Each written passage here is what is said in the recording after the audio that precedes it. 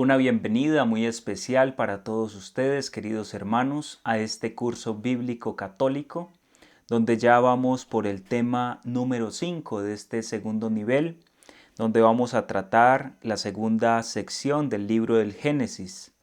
Quiero motivarlos para que iniciemos pidiendo la asistencia del Espíritu Santo, que sea Él llenando nuestros corazones y fortaleciéndonos para la escucha de la palabra, para el estudio. Iniciemos en el nombre del Padre, del Hijo y del Espíritu Santo. Amén. Pidamos con la oración al Espíritu Santo, compuesta por Santo Tomás de Aquino, para antes del estudio. Creador inefable, tú que eres la verdadera fuente de luz y de sabiduría, y el principio supremo, dígnate infundir sobre las tinieblas de mi inteligencia el resplandor de tu claridad, apartando de mí la doble oscuridad en que he nacido, el pecado y la ignorancia. Tú, que haces elocuente la lengua de los niños, educa también la mía e infunde en mi labio la gracia de tu bendición. Dame agudeza para entender, capacidad para asimilar, método y facilidad para aprender, ingenio para interpretar y gracia copiosa para hablar. Dame acierto al empezar, dirección al progresar y perfección al acabar. Tú que eres verdadero Dios hombre, que vives y reinas por los siglos de los siglos. Amén. Santísima Virgen María, ruega por nosotros. San Jerónimo, ruega por nosotros. En el nombre del Padre, del Hijo y del Espíritu Santo. Amén. Ahora sí, queridos hermanos, entonces vamos a entrar en el tema que corresponde al día de hoy. Ya hemos analizado esa primera parte del Génesis, como se dan cuenta. Esos primeros 11 capítulos contienen mucha teología para cada uno de nosotros, mucho mensaje profundo de analizar. La idea, como les decía, es que vayamos siguiendo la lectura ordenada de cada uno de los libros que vamos estudiando, para que así tengamos una profundización verdadera en el estudio de la palabra de Dios. De poco nos serviría estudiar desde los componentes teológicos si no nos acercamos directamente al libro, que es el que contiene la palabra de Dios. Quedamos entonces para iniciar la segunda parte del libro del Génesis, que va de los capítulos 12 al 50. En esta sección del libro del Génesis encontramos entonces la historia patriarcal. Qué importantes son los patriarcas para nuestra fe, ya que allí es donde hunden sus raíces toda nuestra fe, todo lo que creemos en Dios, desde allí proviene. Lógicamente también desde esos primeros relatos del libro del Génesis, pero de una manera más concreta a partir de la revelación que Dios hace a los patriarcas. Con las tradiciones patriarcales entramos ya en los límites de la historia. Ahora pisamos un terreno más firme, como lo denominan los biblistas, debido a que ya aquí se trata de una historia de una manera mucho más sustentable, aunque obviamente hay personas que van a decir que es ficción, pero no. Nosotros lo tenemos ya como algo que se puede palpar realmente.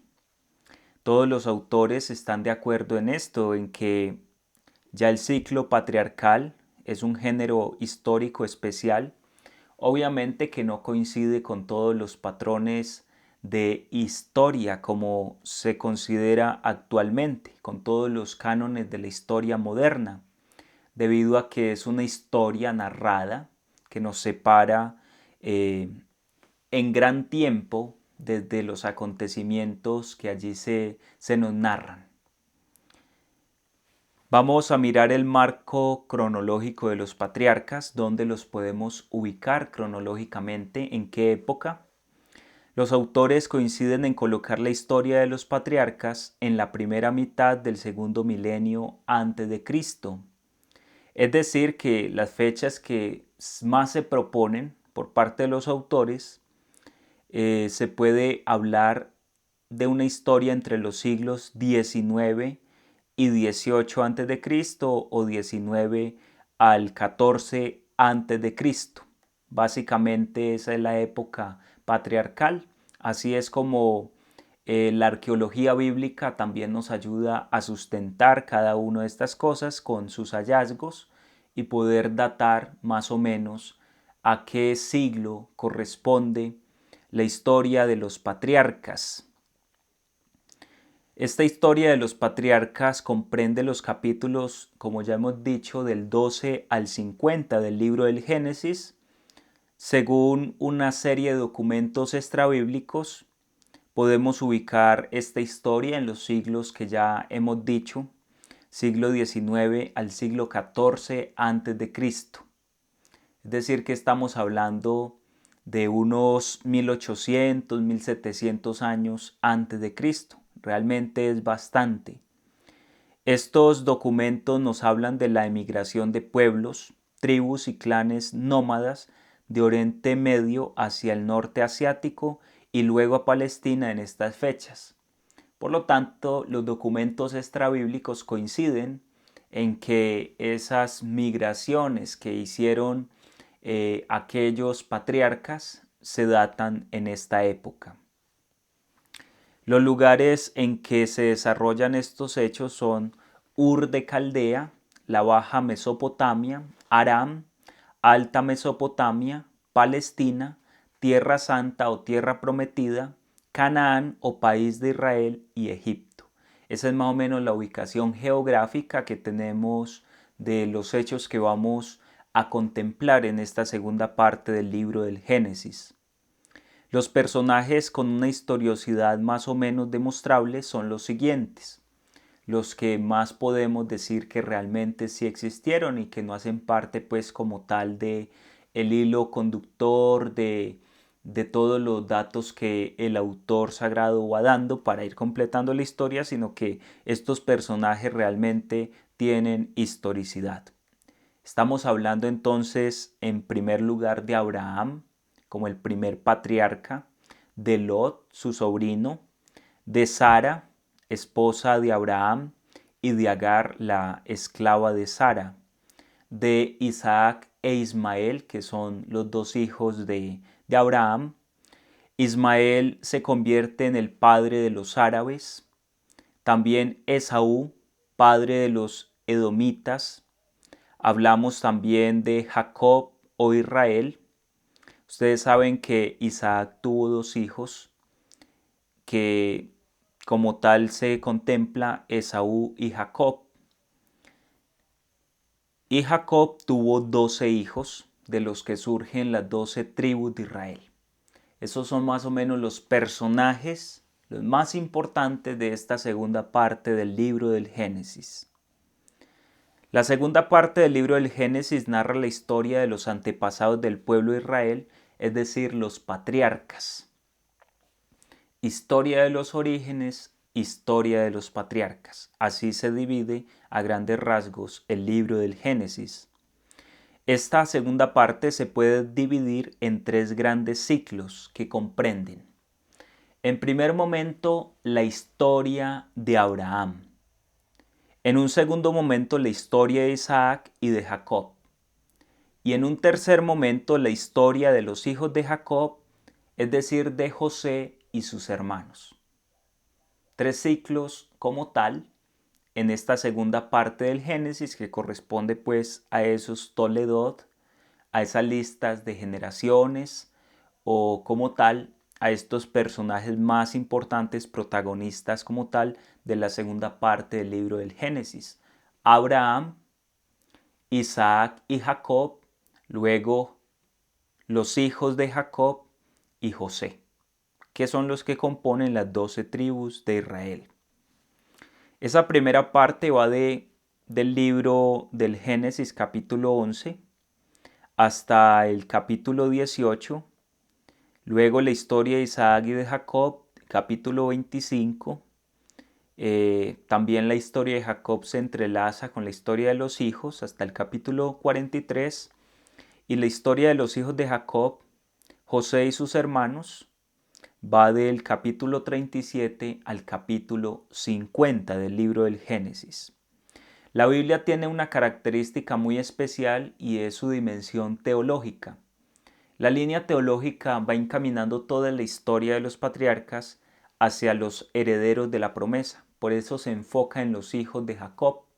Ya como tal lo que son los hijos de Ismael, los hijos de Esaú, ya como ellos van saliendo a un lado de la herencia de esa bendición, entonces ya no toman tanta relevancia. Todo esto resaltando como tal el tema de la elección divina. Dios va eligiendo y va trazando una historia lineal ascendente, que es como se considera la historia de la salvación. Una historia lineal, es decir, va hacia adelante. Los hechos no se repiten en un sentido lógico, sino que son hechos que van avanzando hacia esa tierra prometida que, como ya hemos visto, termina en el reino de los cielos. La historia patriarcal tiene una gran importancia, ya que en ella se desarrolla toda la historia de la salvación. Ahí avanza la historia de la salvación, el plan salvífico de Dios para con toda la humanidad. Deriva de que en ella se encuentran los orígenes de Israel y los elementos histórico primordiales que condicionarán su vida como pueblo elegido. Desde allí se narran los orígenes del pueblo. Primero sabemos que es como familias, pero ya Dios quiere formar un pueblo. Abraham lógicamente domina esta narración como padre del pueblo elegido. Así lo va a llamar el profeta Isaías, capítulo 51, verso 2. El padre del pueblo elegido. Y como padre en la fe, como lo nombra el apóstol Pablo en la carta a los Romanos, capítulo 4, verso 11. Padre del pueblo elegido y padre en la fe. Los principales acontecimientos que se destacan en esta historia de los capítulos 12 al 50 son los siguientes. Historia y vocación de Abraham, historia y vocación de los otros patriarcas, la alianza con Abraham, el origen remoto del pueblo elegido, la historia paralela de otros pueblos, y la bajada del clan de Abraham a Egipto con la historia de José. Más o menos en esos 6 temas oscila, se mueve toda la historia de estos capítulos del 12 al 50 del libro del Génesis. Abraham es protagonista de esta historia como padre en la fe, padre elegido, padre de todo un pueblo, de toda una nación santa, como vamos a ver más adelante. Como conclusiones anticipadas de esta segunda etapa de la historia de la salvación, tenemos las siguientes. Estas son líneas que ya nos van ayudando a entender cuál es el desarrollo teológico de toda esta sección. Dios puede y quiere revelarse. Dios se revela, Dios se manifiesta. La primera forma de revelación, como ya lo vimos en la primera parte del libro del Génesis, es a través de la creación. Dios se revela a través de su creación. Pero también Dios se revela por medio de personas y acontecimientos. La revelación de Dios es a través de palabras y obras, como nos lo manifiesta la Constitución dogmática Dei Verbum. Por eso, desde el libro del Génesis se atestigua esta verdad. La revelación es gradual, es un proceso poco a poco. Uno no puede esperar encontrar en el Génesis todos los elementos necesarios para nuestra fe, no, porque es gradual. Dios se va revelando poco a poco. Dios elige personas claves para cumplir misiones especiales. Es el Dios de la elección. De entre muchas personas, Dios fija la mirada en uno. ¿Por qué? Porque Él quiere. Ahí no hay muchas explicaciones, simplemente la voluntad de Dios es la que decide sobre quién posa su mirada. La revelación es gradual. Dios elige personas claves, La trascendencia de la misión no depende exclusivamente de la santidad de la persona. No es que Dios elija a alguien porque sea muy bueno, no. Dios elige porque Él quiere. Con Abraham se inicia el proceso salvífico que contiene estos 3 pasos. Con Abraham. Primero, encuentro personal con Dios. Segundo, una promesa. Y tercero, una misión. Dios se le revela a Abraham en esos 3 pasos. Encuentro personal con Dios. Segundo, a través de una promesa. Y tercero, le da una misión. Veamos ese primer punto, encuentro personal con Dios. Allí obviamente encontramos la vocación de Abraham con las siguientes características. Primero, es iniciativa de Dios. Dios es el que toma la iniciativa sin mérito por parte de la persona. Abraham, hasta que fue llamado por Dios a sus 75 años, era un X para toda la historia. Sin embargo, Dios fija la mirada en él, lo llama. Llama a Abraham. En esa vocación se prefigura la elección de Israel, la elección de todo un pueblo. Yahvé es quien ha hecho de él un pueblo y de este pueblo, su pueblo, por una elección gratuita. La elección es gratuita, no es por mérito propio, por un designio amoroso, concebido desde la creación y continuado a través de todas las infidelidades de los hombres. Pese a que el hombre es infiel, Dios sigue adelante con su plan de salvación. Todo esto va a conllevar a algo muy importante, un eje teológico fundamental que es el tema de la alianza. Una alianza cuya característica consiste en que es eterna, una alianza eterna. Dios nunca se arrepiente. El hombre puede responder libremente sí o no a esa alianza, pero Dios mantiene la alianza. Dios es fiel a la alianza. No es un pacto entre iguales porque Dios no necesita trazar pactos con seres humanos, realmente en un sentido estricto, sino porque Dios quiere salvar al pueblo. Dios lo hace movido por el amor, porque quiere que el pueblo sea el pueblo elegido, la nación santa de la cual Él va a ser bendición para toda la humanidad. Es Dios quien toma la iniciativa. Eso podemos resaltar de ese primer punto del encuentro personal con Dios. Segundo, una promesa.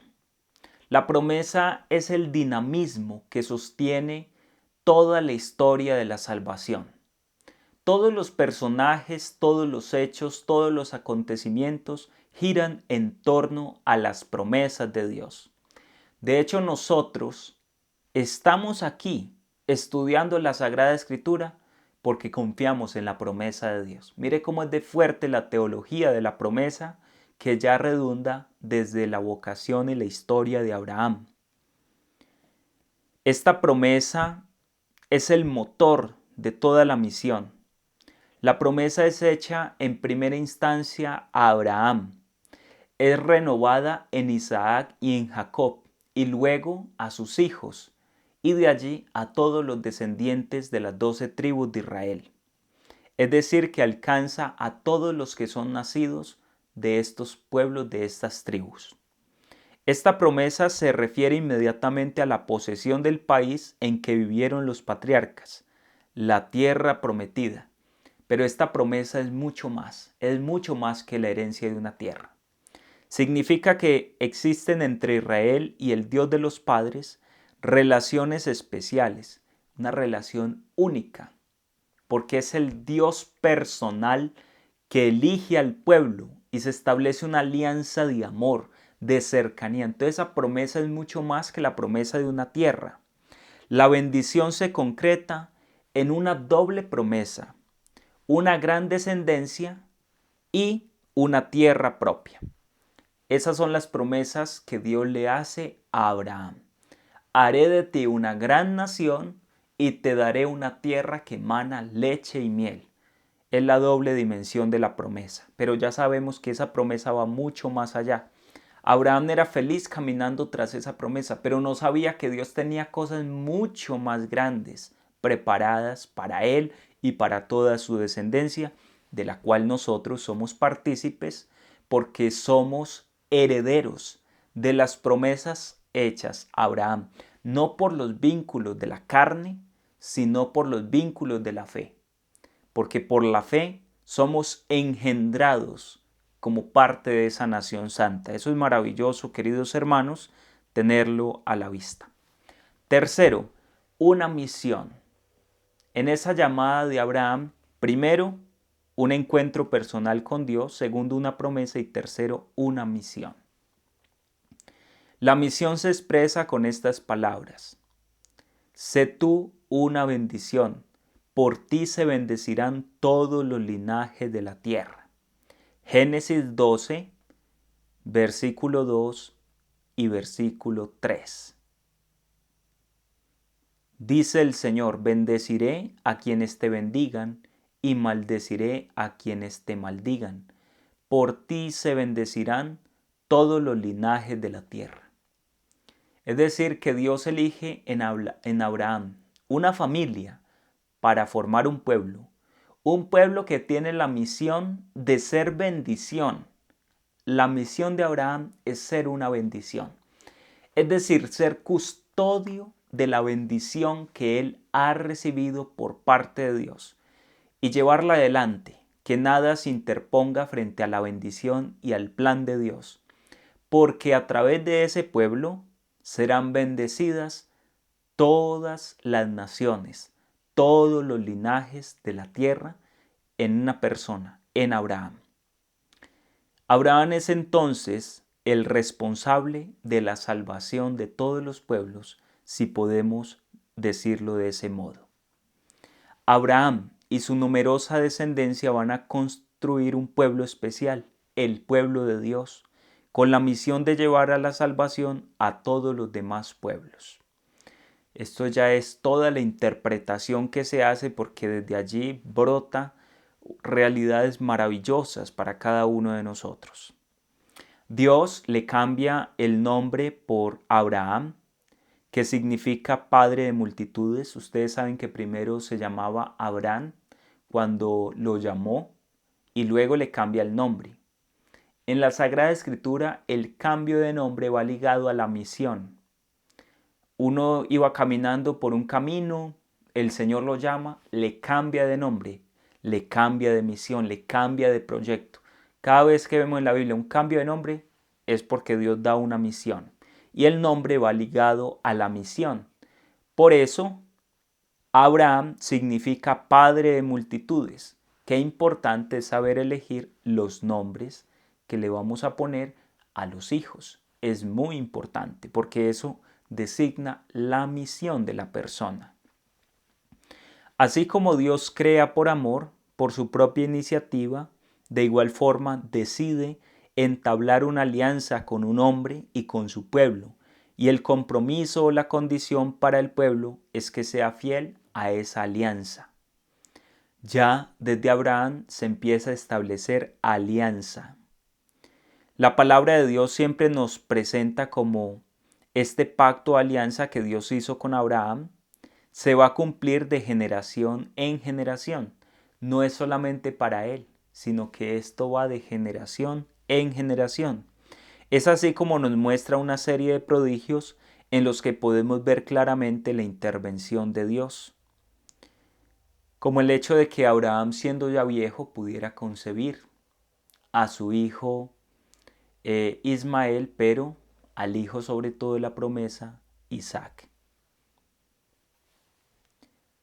El hijo de las entrañas nace de Sara, su legítima esposa, pero también hay el hijo de la esclava de Sara, de Agar como tal, que es Ismael. Isaac se va a unir a Rebeca, era también una mujer estéril, pero Isaac interviene ante Yahvé y Yahvé le regala dos hijos, Esaú y Jacob.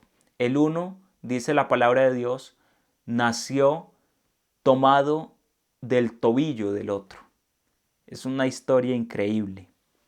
Qué bueno que nos acerquemos a estas historias tan hermosas que los autores sagrados se esmeraron tanto con la inspiración divina para transmitirnos este mensaje de salvación. Así, con esa introducción, iniciamos entonces el periodo patriarcal. Abraham en la historia de la salvación. ¿Quién es Abraham?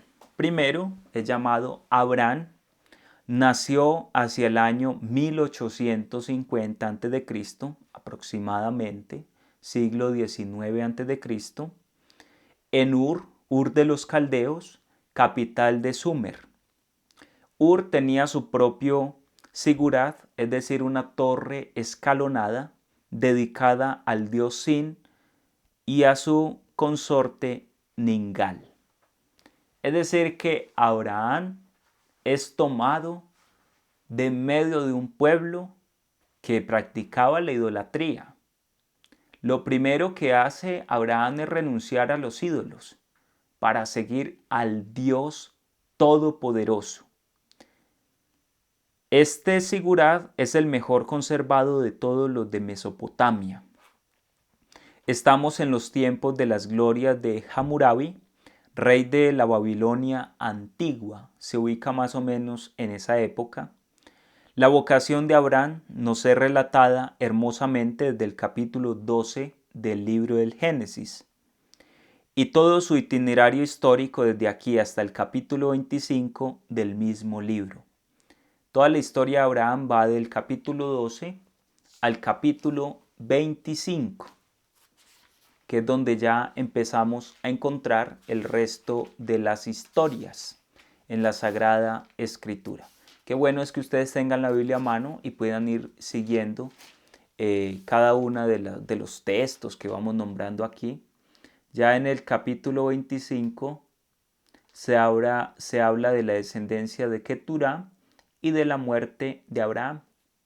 Ya a partir del 25 verso 19 se habla del nacimiento de Esaú y de Jacob.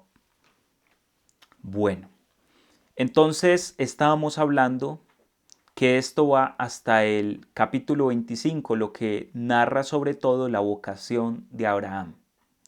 Por su respuesta generosa y su abandono en las manos de Dios, es llamado Padre de la Fe.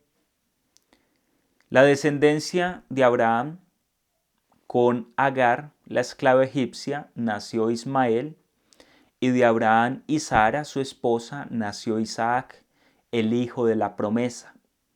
Abraham se estableció en Canaán, en Mambré, murió caminando, por eso se le denomina el peregrino de la fe.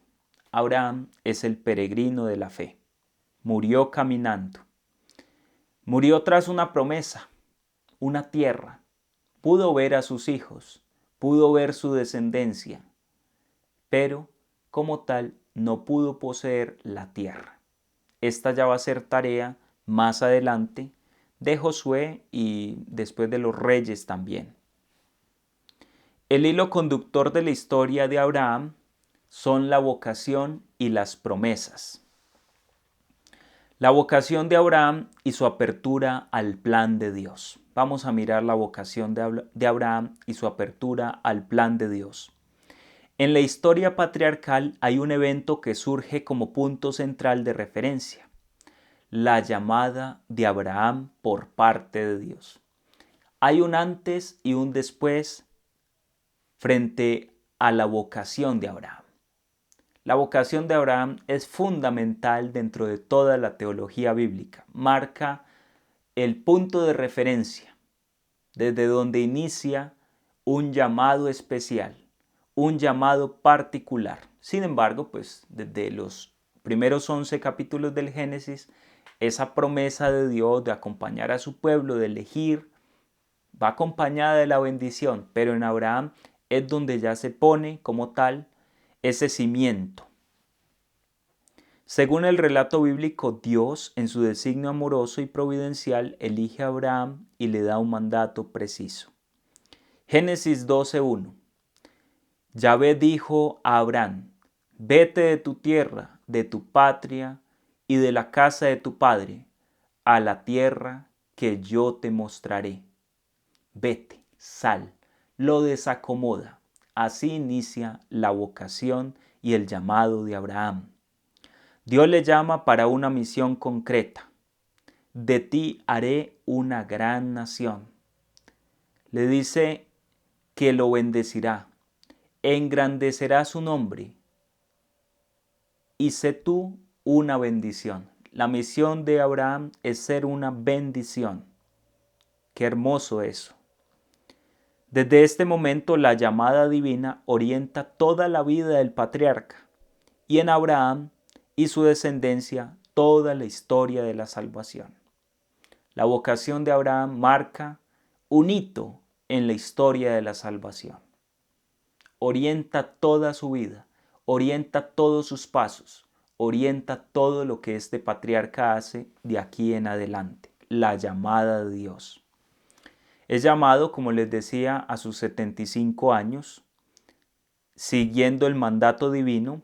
Abraham parte con su mujer Sara, su sobrino Lot y un grupo variado de personas hacia Canaán, país todavía desconocido para él. Él sale de su tierra, sale de Ur de los Caldeos, hacia una tierra prometida, pero no sabe dónde es. Las etapas de su peregrinaje hasta que se establece definitivamente en Canaán son Siquem, junto a la encina de Moré, Betel, en el desierto del Negev, y a causa de una carestía baja a Egipto, a causa de una hambre, de una hambruna que había en la región, tiene que bajar a Egipto para buscar allí alimento. Al regreso de Egipto cruza de nuevo el Negev hasta Betel y desde allí, por orden del Señor, hasta Hebrón, cerca del encinar de Mambré, donde se establece. Así lo narra los capítulos 12 y 13 del Génesis. En los principales lugares de este largo peregrinaje, Siquem, Betel y Hebrón, Abraham levanta altares al Señor. Cuando la Biblia habla de que Abraham levanta altares al Señor, está señalando su profunda religiosidad. Donde quiera que esté Abraham, morando en tiendas de campaña, donde quiera que se encuentre, levanta un altar para el Señor, para darle culto. Qué profunda es la fe de Abraham. Cómo ama a su Dios. Donde quiera que se encuentre, levanta un altar. Es un hombre profundamente religioso. Miremos la respuesta de fe de Abraham. La tradición bíblica elogia frecuentemente la fe de Abraham porque él responde inmediatamente. Sal de tu tierra y él sale. Abraham respondió fiel y cabalmente a los planes de Dios. Por eso se habla de la obediencia de la fe de Abraham. Abraham es obediente a Dios. En la época del Siráside, siglo II a.C., su figura se había convertido en modelo paradigmático de observancia de la ley y de fidelidad en las pruebas. Busquen el libro de Sirásida, capítulo 44, versos 19 al 21. Sirásida 44, 19 al 21. Dice así: Abraham, padre insigne de una multitud de naciones, no se halló quien le igualara en la gloria. Él guardó la ley del Altísimo y con él entró en alianza. En su carne grabó la alianza y en la prueba fue hallado fiel. Por eso Dios le prometió con juramento bendecir por su linaje a las naciones, multiplicarle como el polvo de la tierra, encumbrar como las estrellas su linaje y darles una herencia de mar a mar, desde el río hasta los confines de la tierra. Qué bella la descripción que hace este autor sagrado. Sirásida 44, versos 19 al 21. También la tradición del Nuevo Testamento, la tradición neotestamentaria, pone de manifiesto la fe de Abraham. La carta a los Hebreos realiza un elogio a la fe de Abraham, lo propone como ejemplo. ¿Por qué? Afirma de él: por la fe, Abraham, al ser llamado por Dios, obedeció y salió para el lugar que había de recibir en herencia. y salió sin saber a dónde iba. Por la fe, peregrinó por la tierra prometida como una tierra extraña, habitando en tiendas, lo mismo que Isaac y Jacob, coherederos de las mismas promesas. Todo esto lo hizo por la fe. Y la carta a los Hebreos también resalta la fe de su mujer, también resalta a Agar, la fe de Abraham. Qué importante la fe de Abraham, obediente. Debido a su fe, Abraham se convierte en padre de todos los que creen. Así lo denomina la carta a los Romanos, capítulo 4, versos 11, verso 18 y capítulo 15, verso 6. Padre de todos los que creen. Padre de todos los que creen. Miremos las promesas de Dios. ¿Cómo son las promesas de Dios en Abraham? Ya hemos mirado sobre esto, pero vale la pena acentuar más la mirada en las promesas de Dios. En el Pentateuco actual, la historia de los patriarcas está vinculada a la del Éxodo y la conquista mediante el tema de las promesas. Las promesas es lo que conecta la historia, es el hilo conductor de la historia. El asentamiento del pueblo en Canaán es la realización de las promesas de una posteridad y de una tierra hechas a los antepasados. Este mismo tema es el que asegura la unidad de la narración patriarcal, las promesas. Ustedes ya saben que las promesas son principalmente dos, la descendencia y la posesión de una tierra. Los términos de las promesas serán después recordados por la sucesiva tradición bíblica. El libro de los Salmos, el profeta Zacarías y también el apóstol Pablo elaborará una auténtica teología de la promesa en Romanos capítulo 4. Por 7 veces Dios se revela a Abraham. Son 7. Mire que los números en la Biblia manifiestan un mensaje. 7 es perfección. Y en 7 veces Dios se revela a Abraham, manifestándole gradualmente cuál era su designio de salvación, que quería realizar por medio de él a favor de su pueblo y de toda la humanidad. ¿Cuál es el contenido de esas 7 promesas? Miremos el contenido general. Los bienes que Dios promete a Abraham, de acuerdo con los textos precedentes, se pueden resumir esencialmente en 3. Primero, una numerosa descendencia. Segundo, la posesión de la tierra de Canaán. Y tercero, la promesa mesiánica. Recordemos que la promesa mesiánica es la bendición a través de su descendencia de todas las naciones de la tierra. Esa promesa mesiánica viene hasta la persona de Jesús. Por eso Jesús es el Mesías, el ungido, el bendito, el que es bendecido por el Padre. Esas promesas mesiánicas se van extendiendo. La promesa de una descendencia numerosa se realizará cuando José y sus hijos bajen a Egipto, ya que dice Éxodo capítulo 1, verso 7, que los israelitas fueron fecundos y se multiplicaron, llegaron a ser muy numerosos y fuertes y llenaron todo el país. En cuanto a la promesa de la posesión de la tierra, tiene su inicio cuando Abraham, para dar sepultura a su esposa Sara, compra por un precio alto, 400 ciclos de plata, el primer derecho de propiedad sobre Canaán. Compra una partecita para poder depositar allí los restos mortales de su esposa. Esos 400 ciclos de plata corresponde a 8 kilos de plata. Era realmente un costo muy alto.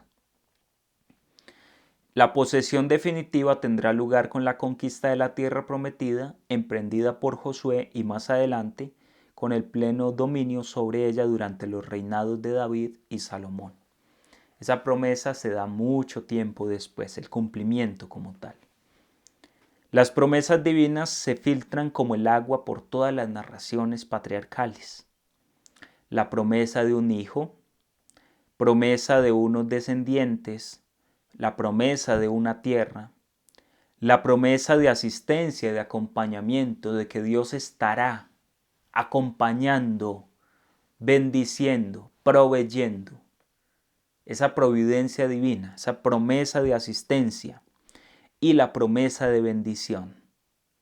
En ti serán benditos todos tus descendientes, todas las naciones de la tierra.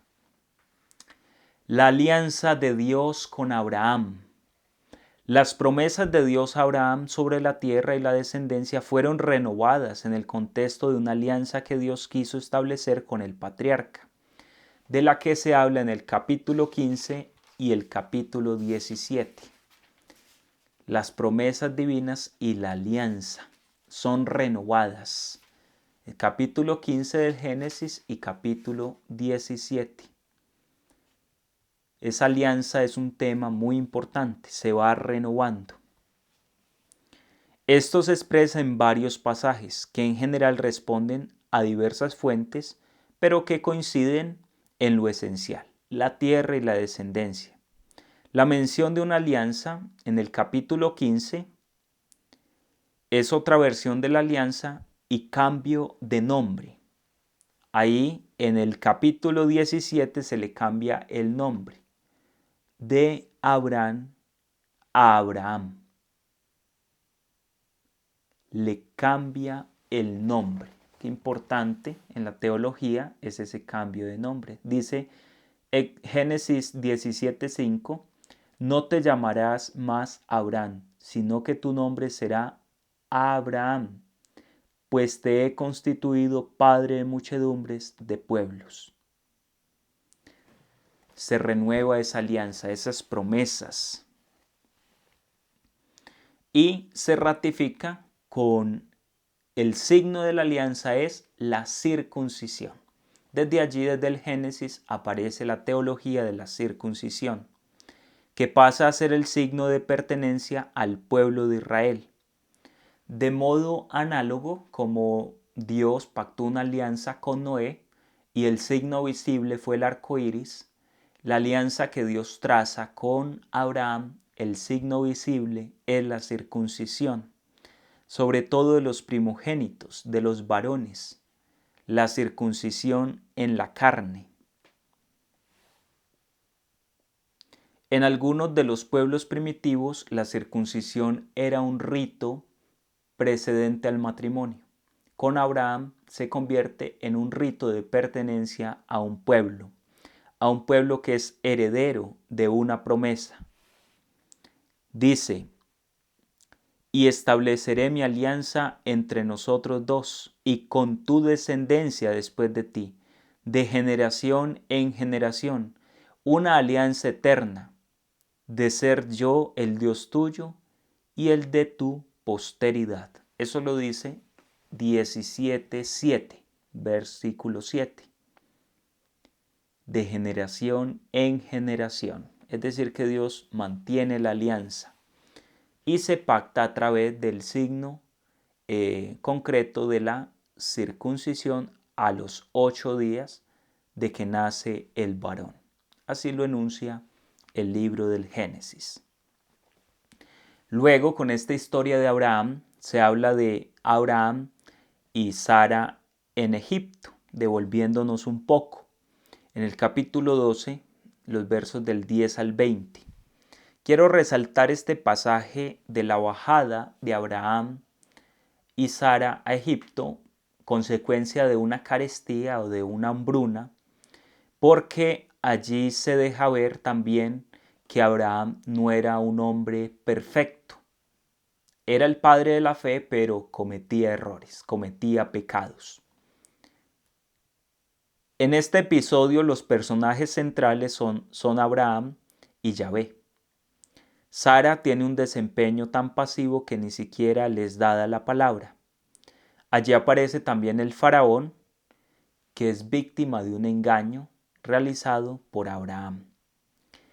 En esta ocasión es el hambre el que lleva a Abraham a Egipto, ya se empieza a ver las pruebas como consecuencia de una respuesta de la fe de Abraham a las promesas de Dios. Sal de tu tierra, salió de su tierra, salió de su seguridad, pero viene el hambre, porque estaba peregrino en una tierra que no le pertenecía, que era una promesa, y a raíz de esto tiene que bajar a Egipto porque ya no tiene que comer. El episodio de la entrega de Sara al faraón debe haber sido una tradición muy fuerte, ya que es puesta allí y es representada de una manera pues fuerte. Es de notar que sobre Abraham pesan tres fuertes faltas en este episodio. Primera, miente al decir que era su hermana. Dice al faraón que Sara no era su esposa, sino su hermana. Entonces, primero miente. Segundo, entrega a su esposa al faraón para que sea parte de su harén. Entrega a su esposa. Tercero, se enriquece a partir de la entrega de su mujer como esposa del faraón, porque a cambio va a recibir unos cuantos ciclos de plata. Recibe una riqueza. Este pasaje finaliza con la expulsión de Abraham y su mujer, detallándose que también llevan consigo sus pertenencias. Salen de allí con pertenencias, es decir, que se lleva el botín que el faraón había dado a cambio de su esposa Sara. Entonces allí se ve que Abraham dice mentiras, entrega a su esposa al faraón y tercero se lucra a partir de esa entrega de su mujer. Después, en el capítulo 13, versos del 1 al 18, encontramos la separación de Abraham y de Lot. Lot es el sobrino de Abraham y los dos han salido de Ur de los Caldeos, y entonces se da unas disputas entre los pastores de Lot y los pastores de Abraham. Entonces este relato es muy bello porque Abraham le dice a Lot, decide tú a qué lado irás, al este o al oeste, a oriente o a poniente, porque donde yo vaya, allí estará la bendición. Y así fue. Lot eligió mal porque Lot eligió una tierra que estaba ya habitada por pobladores de mucho pecado, de mucha maldad. En cambio, la tierra donde quedó Abraham, que era la tierra más inhóspita, la que no tenía tanta hierba, es donde Abraham puede salir adelante. ¿Con qué? Con su ganado, sus ovejas, con todo lo que él tiene. En el capítulo 14, versos del 1 al 16, Abraham rescata a Lot. Se narra la campaña de los 4 grandes reyes que habitaban en esa tierra. Allí también se da el pasaje de Abraham y Melquisedec, importantísimo para nosotros. Ese se narra a partir del versículo 17 al 24 del capítulo 14. ¿Por qué es importante? Allí se habla de el rey de Sodoma y el rey de Salem. El rey de Salem es rey y sacerdote, y se nos dice que se llamaba Melquisedec, un nombre cananeo que significa mi rey es justo. En el Nuevo Testamento encontramos en Hebreos 5 al 7 un uso abundante de esta figura sacerdotal vinculándola a Jesús. ¿Por qué? Porque todos los otros sacerdotes tienen unos antepasados.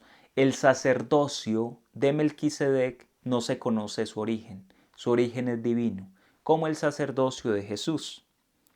Para esto ayudan el símbolo del pan y el vino ofrecidos por Melquisedec y el hecho de que Abraham sea bendecido por este sacerdote, entendiéndose que es siempre un superior quien bendice a alguien de rango inferior. En este caso, Melquisedec, sacerdote, bendice a Abraham y por lo tanto se presenta como superior. Jesús va a ser superior porque Él es nuestro sacerdote. Entonces, por eso es importante recalcar la figura de Melquisedec. Si ustedes se han preguntado, bueno, ¿y quién es Melquisedec? ¿Por qué se habla del sacerdocio de acuerdo al rito de Melquisedec que ofrece pan? Todo eso es figura de la Eucaristía y de lo que Jesús va a ofrecer también en la última cena. Luego, en el capítulo 16 vamos a tener el nacimiento de Ismael como consecuencia de que Sara, su esposa, le propone a Abraham que como ella es estéril, entonces se una a su esclava Agar y allí nace entonces Ismael. Pero recordemos que Dios se le aparece nuevamente en el capítulo 18 a Abraham y le hace la promesa de un hijo legítimo, es decir, el hijo de su esposa Sara. Pero frente a esta promesa se le anteponen 4 obstáculos. El primero, ambos eran ya muy viejos. Segundo, Sara ya no menstruaba, como dice el capítulo 18, verso 11. Dice: Abraham y Sara eran viejos, entrados en años, y a Sara se le había retirado la regla de las mujeres. Tercero, el tercer obstáculo frente a la promesa del hijo es que Sara se ríe mostrando incredulidad. Sara se ríe. Y el cuarto obstáculo es que ella ya no tiene deseo sexual que la incline a buscar a su esposo. De esto da testimonio el verso 12. Así que Sara rió para sus adentros y pensó: ahora que estoy pasada, sentiré el placer y además con mi marido ya viejo. Ya no tenía deseo sexual. Entonces esos son los 4 obstáculos. Pero como para Dios nada es imposible, Dios sale adelante a pesar de todos esos obstáculos. También encontramos en ese capítulo 18 la intercesión de Abraham por Sodoma y la destrucción de Sodoma y Gomorra en el capítulo 19. Ya luego, en el capítulo 21, vamos entonces a encontrar el nacimiento de Isaac. Con el nacimiento de Isaac, entonces se da la expulsión de Agar e Ismael. Como ha nacido ya el hijo legítimo, entonces empiezan a haber celos, empiezan a haber batallas internas, dos viviendo bajo un mismo techo, pero es que el hijo de Agar también es hijo de Abraham, y entonces empieza todo ese tropel, y es allí donde se da la separación como tal de Isaac e Ismael, los dos hijos. El primogénito es Ismael, pero el hijo de la promesa es Isaac. Por lo tanto, la línea teológica, la elección de Dios se va por el hijo de la promesa. En ese capítulo 19, donde se habla de la destrucción de Sodoma y Gomorra, también se da el origen de los moabitas y los amonitas. El autor sagrado trae a colación también este tipo de cosas para justificar luego la aparición de pueblos que van a compartir la tierra de Canaán, la tierra prometida, la tierra de Israel. Quisiera, queridos hermanos, dejar hasta aquí esta lección del día de hoy para que en la siguiente lección podamos hablar ya como tal de lo que corresponde al ciclo de Isaac y Jacob, los hijos de Jacob y la historia de José. Que podamos estudiar de esa manera detallada cada uno de estos acontecimientos tan importantes que nos presenta el libro del Génesis. Démosle gracias a Dios por este momento que nos ha regalado, que sea su bendición y su amor descendiendo sobre cada uno de nosotros, que nos enamoremos cada día más de su palabra y podamos establecer siempre alianza de amor con Él. El Señor esté con ustedes y la bendición de Dios Todopoderoso, Padre, Hijo y Espíritu Santo, descienda sobre ustedes y les acompañe siempre. Amén.